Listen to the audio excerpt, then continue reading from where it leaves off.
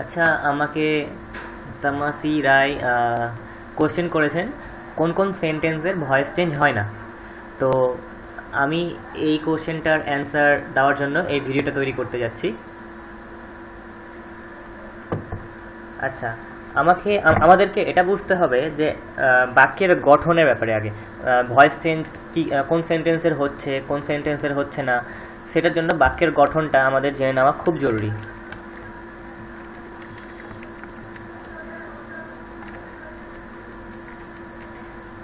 আমি এখন একটা সেন্টেন্স লিখলাম, I am A boy.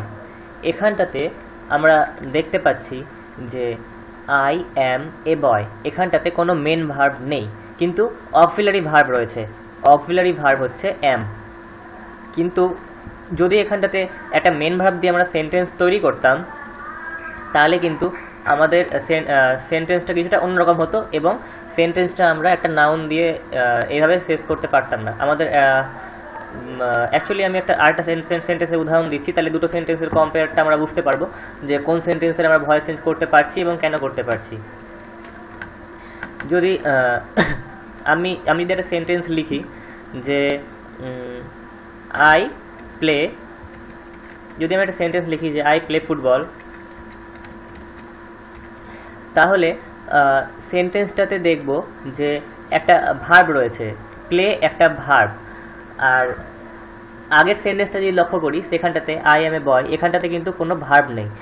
Verb যে সমস্ত ওয়ার্ডগুলোকে ভার্ব বলি আমরা, সেই সমস্ত ভার্ব কোনো কাজ করা বোঝায়। যেমন প্লে কিন্তু খেলা করা বোঝায়। এখানটাতে আমি উল্লেখ করে দিয়েছি, যদিও ফুটবল একটা নাউন হলেও এখানটাতে ফুটবলটা একটা অবজেক্ট।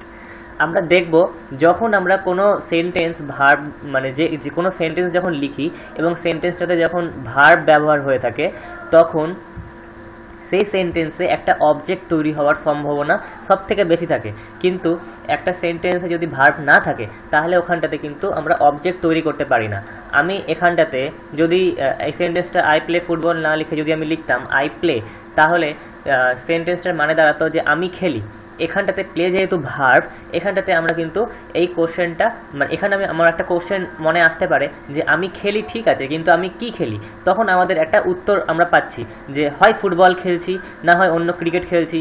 তো এই যে একটা অ্যান্সার পাচ্ছি, ভার্বের একটা যে অ্যান্সার পাচ্ছি, যেটা করছি সেটা কি বা কে, কোনো ব্যক্তি বা বস্তু হতে গেলে ওটা কে দিয়ে আসবে, আর ব্যক্তি হতে গেলে ওটা কে দিয়ে কোশ্চেন করব, আর বস্তু হতে গেলে কি দিয়ে কোশ্চেন করব। তো কে আর কি দিয়ে যখন ভার্বকে কোশ্চেন করছি, তখন কি আমরা একটা উত্তর পাচ্ছি। তো ওই উত্তরটাই কিন্তু হচ্ছে অবজেক্ট আমাদের। তো একটা যখন সেন্টেন্সে ভার্ব থাকছে, তখন তার একটা অবজেক্ট তৈরি হচ্ছে, যার ফলে আমরা কিন্তু সেটার ভয়েস চেঞ্জ করতে পারছি, যে আমরা অবজেক্টটাকে টেনে সাবজেক্টের জায়গায় আনছি এবং সাবজেক্টটাকে টেনে অবজেক্টের জায়গায় আনছি, এবং বাকি যেটা ভয়েস চেঞ্জের আমাদের নিয়ম সেটা অ্যাপ্লাই করতে পারছি। কিন্তু যদি আমরা একটা সেন্টেন্সে যদি আমাদের ভার্বই না থাকে, ভার্ব না থাকার কারণে কি আমাদের ওখানটাতে কোনো সম্ভাবনা থাকছে না যে যেখানে একটা অবজেক্ট পাওয়ার। যেমন আই অ্যাম এ বয়, এখানটাতে আমি একজন বালক। তো এখানটাতে আমরা কিন্তু এই কোশ্চেনটাকে আর টানতে পারছি না, মানে আর একটু বাড়াতে পারছি না যে আমি একজন বালক। এখানটাতে কিন্তু কোনো অবজেক্ট হওয়ার কোনো চান্সই নেই, কারণ এখানটাতে মেন ভার্বই নেই। যার জন্য যদি একটা সেন্টেন্সে মেন ভার্ব না থাকে, তাহলে ওই সেন্টেন্সে কখনোই কিন্তু আমরা ওই সেন্টেন্সে আমরা অবজেক্ট তৈরি করতে পারবো না, এবং অবজেক্ট তৈরি করতে না পারার কারণে আমরা কিন্তু সেন্টেন্সটার ভয়েস চেঞ্জ করতে পারবো না। যেখানে একটা সেন্টেন্সে যদি ভার্ব থাকে, আমরা যখন টেন্সের গঠন আমরা আগের ভিডিওগুলোতে যারা দেখেছি তারা জানবো যে যখন আমরা একটা টেন্স তৈরি করছি, টেন্সের গঠন বেশিরভাগই রুল 1-এ, আমি প্রত্যেকটা রুল 1-এ আমাদের টেন্সের গঠন ভার্ব দিয়ে থাকে।